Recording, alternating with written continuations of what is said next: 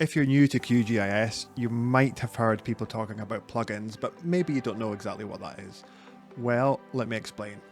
In QGIS, we have tons of different tools we can use, and they're part of the software already when you download it and install it.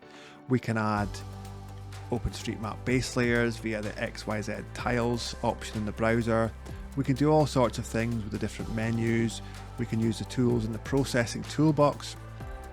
But sometimes developers and other people with great software skills write plugins that add additional functionality to QGIS. So one example, if I can show you, is if I go to the plugins menu and manage and install plugins, you can search in the all section in the search box. And if I type in QuickMap, one word, I can see that there's a plugin called QuickMapServices. And this is one of the most popular QGIS plugins. And this allows you to add extra map layers, satellite imagery, Google Maps, Bing Maps, and so on. And in this case, you can see it's been downloaded nearly 5 million times.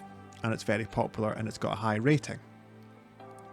If I go to the ones that I've got installed, you can see I've got a lot of different plugins installed. And there's so many great ones. For example, QuickOSM for getting OpenStreetMap data into QGIS. Something of a Swiss Army knife plugin is QGIS for getting really fantastic vector tile mapping. MapTiler is great. And there's so many other ones that are really useful. But in order to get up to speed with what's available, sometimes I think it's useful, I'll close that, to go to the QGIS plugins repository. And on this page, we can see there's currently 1,886 different plugins. Some of these are old and no longer valid, but many are currently in use. And we can see there's been one added very recently, in this case, July 1st, 2023.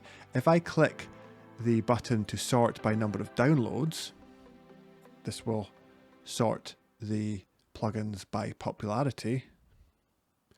There we have plugins, and this is quite a good way to see what other users are using and what's useful. So we've got QuickMapServices, another open layers plugin, we've got one for classification, we've got one for getting OSM, OpenStreetMap data into QGIS, we've got lots of other ones.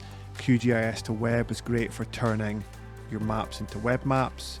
There's one here called QGIS to 3GIS. That's a great plugin if you want to make 3D maps. So I would recommend just browsing through and seeing what these things do, and also going to the plugins menu, manage and install plugins, and just going to all and then using the search box. So chances are, if you've got something you want to do and it's not already possible with the default functionality in QGIS, the chances are that some kind developer somewhere in the world has created a plugin that can do it.